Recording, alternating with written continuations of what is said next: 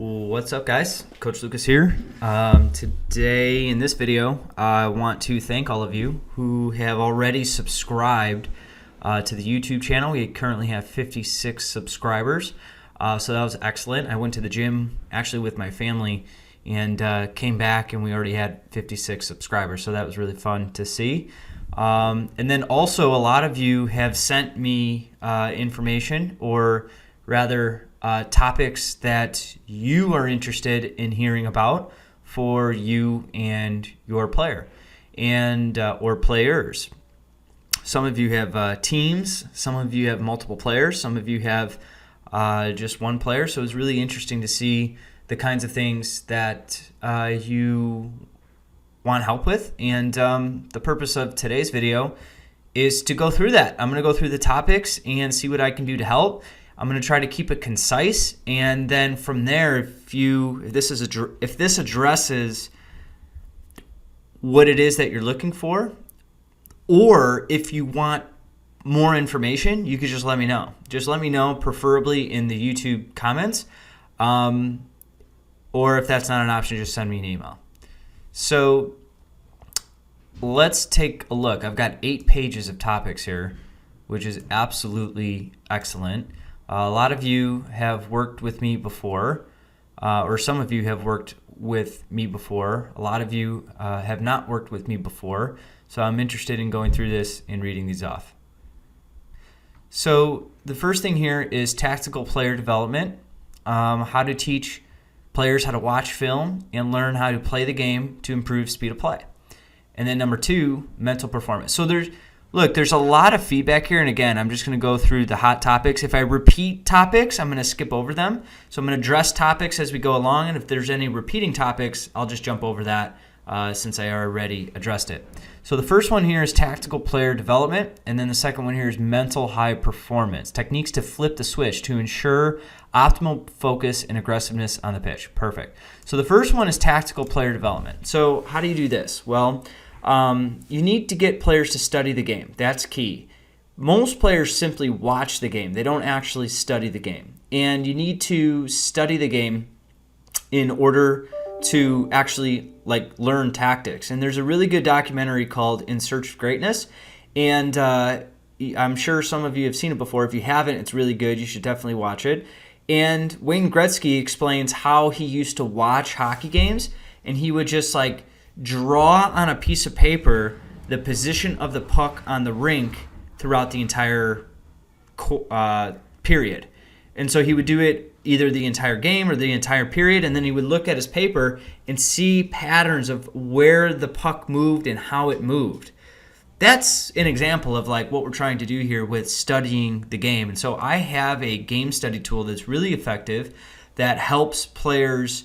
The idea is watch a professional game. Just watch the first half, telling your player, look, just watch the first half and watch your favorite player.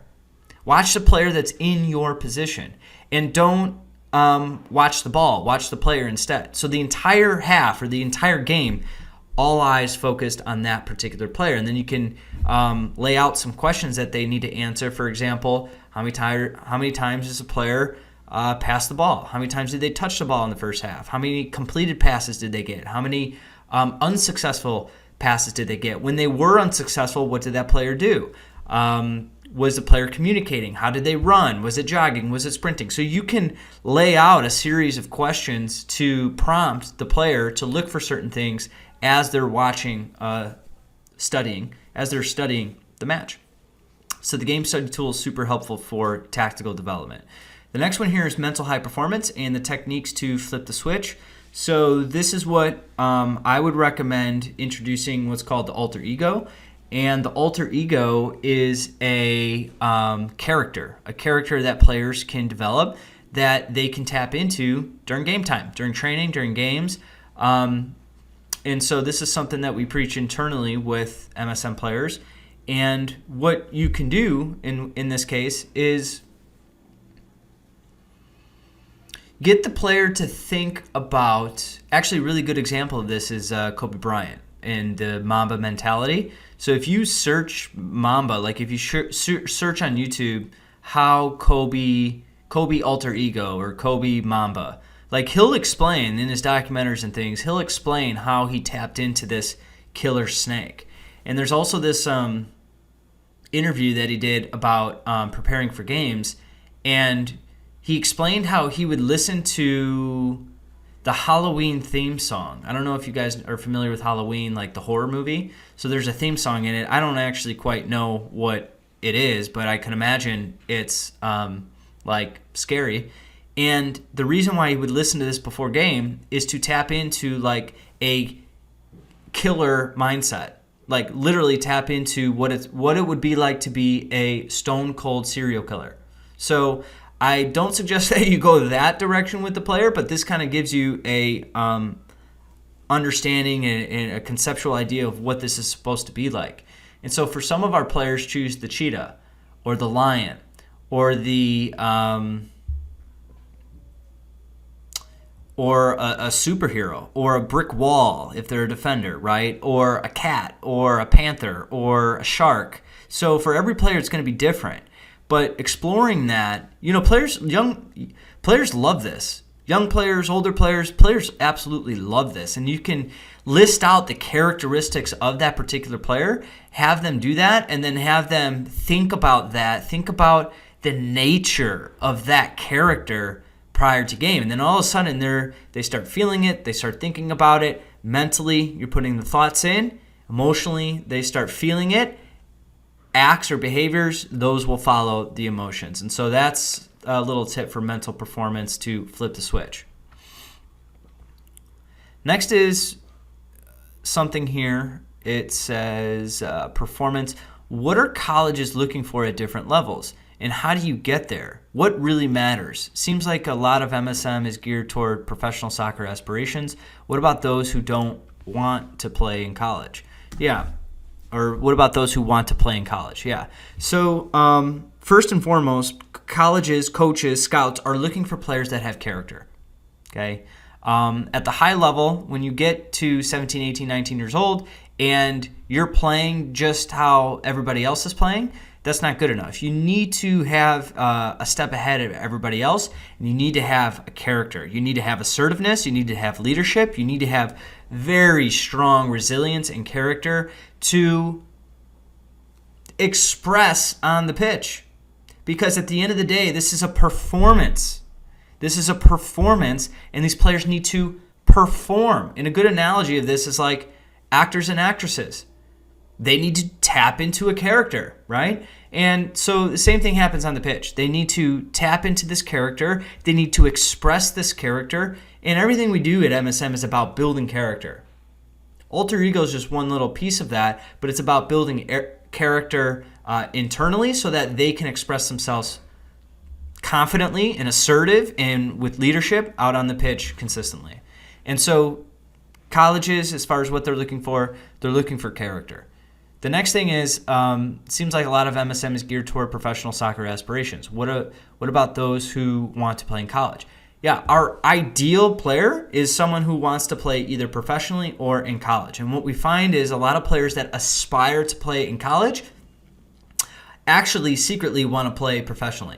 They say they want to play in college because that's a safe bet and that's the status quo. But secretly, once you really get talking to them, they want to play professionally. If you think about it, the mind of a young player, they don't have heroes that are college players. Like, they're not looking up to college players. They're looking up to the professionals. That's what they truly want. So we don't turn away players that want to play in college, but we will push them to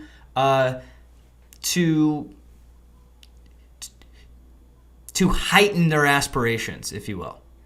And again, if that's not the case and they just want to play in college, that's fine too.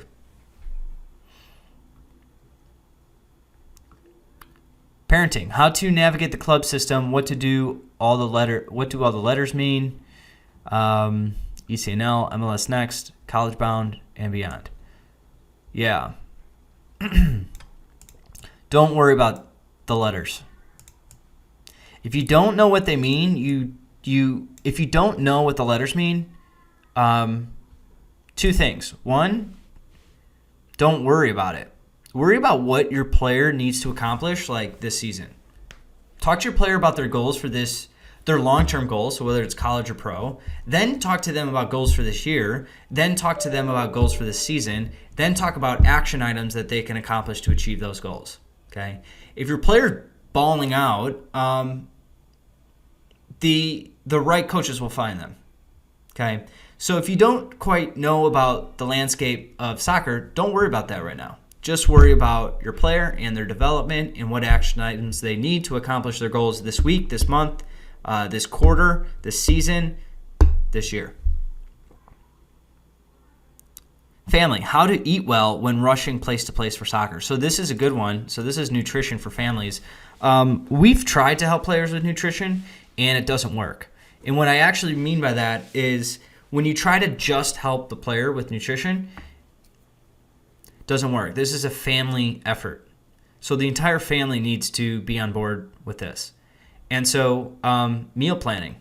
First of all, convenience is really the root cause of not eating well throughout the weeks. And so convenience is what you want to focus on. How do I make healthy food convenient? And what we have done with three ways. Number one is smoothies. So if you don't have a smoothie maker, you need one, because if you have a family and you don't have a smoothie maker, you absolutely need one, because that's the most convenient way to get your kids to eat fruits and vegetables. Like blueberries, strawberries, spinach, avocado, orange juice, bang, your kids will love it. Your kids will absolutely love it. And then if you want to go further, you could do things like chia seeds, flax seeds. You can switch the citrus flavor from the orange juice that you add. Don't add that. You can add milk and maybe some chocolate. That's super delicious. So you can start testing different recipes. You could search all kinds of smoothie recipes. Keep it simple. Keep it simple to start, and then start building on that. The second one is salads. So you can really pack salads into like Tupperware and things, and those are super convenient. You have to prep salads, but you can do that in the beginning of the week. And there's really like two ways you could do it. You can take the salad that you make, don't put any dressing on it yet, keep it dry, put it into individual containers, and then save those individual containers for in the fridge. And then as the weeks go on, take the individual containers and you're good to go with your salad. All you need to do is add dressing and you're good to go. You could put boiled eggs in there, you could put chicken in there, you could put fish in there. And hold on, I think we're good. So that's one way to do it. Another way to do it is to make a big bowl, put all the salad stuff and all the vegetables and everything in a big bowl, put that in the fridge, and then as the day goes on, pull out the big bowl, and then just pull a little bit out at a time, put the bowl back, and you're good to go. And then the final one is what we call performance bowls. So it's basically a salad, heat it up, add rice. And we call it a performance bowl. So you've got steamed veggies, you've got either shrimp or chicken or other types of fish like tilapia. My family really loves like salmon, and we kind of go crazy. We live here in Naples, Florida. We kind of go crazy with like fish. We love fish, sea bass, grouper, tuna. We really love tuna. If you're not familiar with tuna steaks, get familiar with tuna steaks. Those are fantastic. We do a lot of poke bowls, so those are good. But anyhow, convenience, smoothies, salads, performance bowls, and it's got to be a family effort to help improve nutrition. Next topic is mindset and mental performance. Have loved these lessons in the past. Looking forward to more. Absolutely. Beautiful. More about Coach Lucas, of course. That's going to be the goal here, is to share more. Being a good teammate and just a great player. Passing and technical position skills to help a team, not just yourself. Speed work with technical skills really can improve, and how to best accomplish that.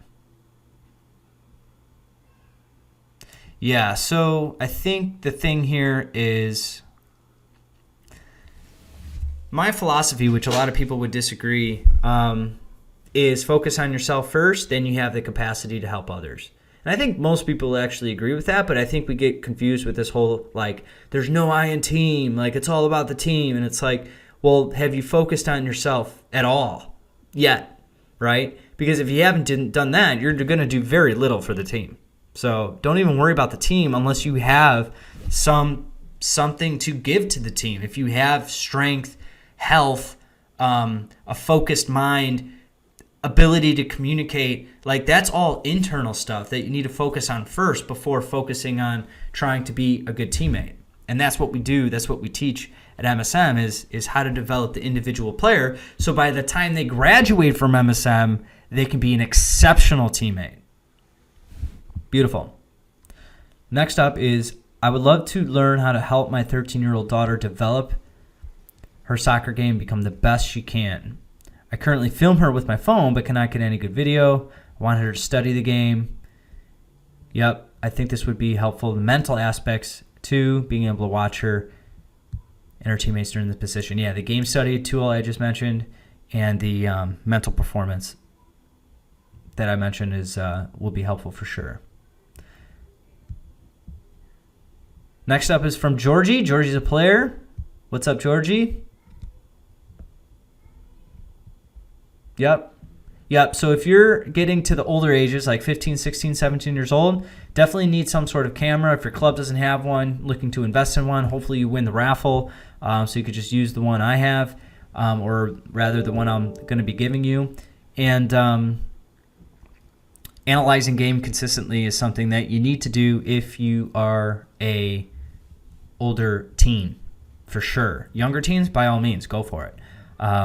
But if you're 15 and older, you should be analyzing the game quite frequently. And then the second thing here is mentality and mindset. So when it comes to, it says mentality, mindset, and inconsistency. When it comes to inconsistency, as Coach Corey, who's in our program, another coach that I work with closely, handles the girls' side of the program, she, as she would say, to get consistency, you have to give consistency. And I believe in that and agree with that wholeheartedly. You need consistent in your approaches. Like, you need to have a consistent lifestyle, right? If you don't have a consistent lifestyle, you're not going to have consistent performances. And if you look at the best players, they have consistent lifestyles, okay? And lifestyles are built up of habits and routines. So the first place to look at are, what are your habits and routines? Are the habits good or are they not good? If they're not good, you need to get rid of them. If they're good, you need to keep them and enhance them. So this is a game of habits and consistency in your own habits. And at first, it's, the rules of inertia. It's very difficult to get the ball rolling with this. Very hard, okay? Not going to lie. But once you do, you get that train moving, it's easier to push, okay? So it's hard at first, but once you get it, you got to continue to push it, enhance it, and cement those habits and routines in so that they eventually become instinctive. And it eventually becomes like who you are. So that's the idea there. I'm going to make this bigger so I can see it better and I don't have to be so close to the screen. Hello, I'm the mom of a 13-year-old boy. What's up, Annette? Thank you. Okay. Excellent. You're doing the right thing, Annette, for sure. That's awesome. I'm glad he's found his passion again. That's excellent. What's up, Kurt? 8-year-old son.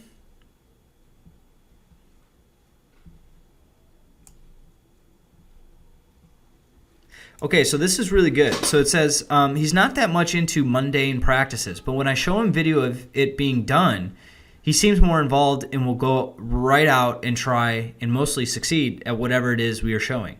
My objective is to not drill into his head what he needs to do and make it seem like a job. Rather, make it seem fun. Yeah, so this is the art of like making things fun. So in order to make things fun, like the player can't do what the parent tells the player to do. The player has to do what they want to do. The parent can kind of set the stage to get the player to want to do what they want them to do. So it's less about like manipulation. It's more about just setting the right environment of fun. Okay, so for example, like, hey, son, today we're going to talk about like some creative ideas on how to improve. What would you like to improve on? Then he starts rattling off some things and like, okay, Well, what do you think about this? Yes or no? What do you think about this? Yes or no? And start to get some ideas. Then start doing the things that he wants. And then see if you can incorporate the things that he doesn't want. By the time he's having fun and in a good state, he'll do both what he wants to do and what he should do. So off the top of my head, I think that's a pretty good answer. But again, this goes back to the art of like making things fun. You have to do this with toddlers, right? It's very difficult to like teach a toddler, but if you do it through games, they're all in. What else is here? Yeah, if you go too far down the rabbit hole of like drilling things in, yeah, that's going to be not dangerous. I don't want to say dangerous. That's the wrong term. It's going to make things more difficult. Okay, what's next here?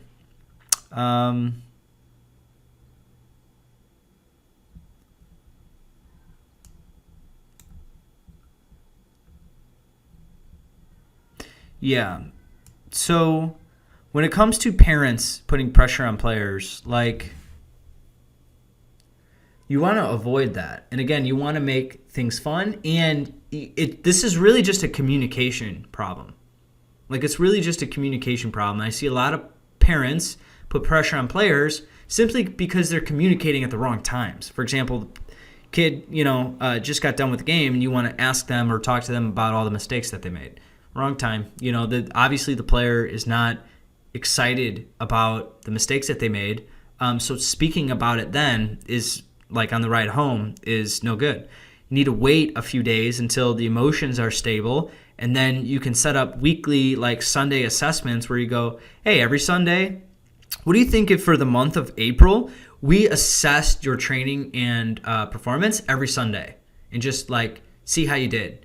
And if they're open to it, then on Sundays you can just go, what'd you think about your performances? Then they start to tell you.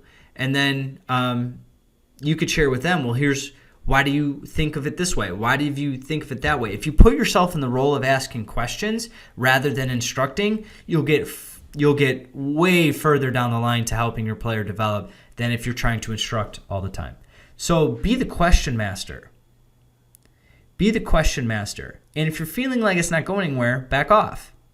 But if you feel like it is going somewhere, continue to ask questions. Okay? So there are some additional things that we can do for parents to help them, but it's a bit lengthy, and I think we'll hold off on that until another video. But really good question.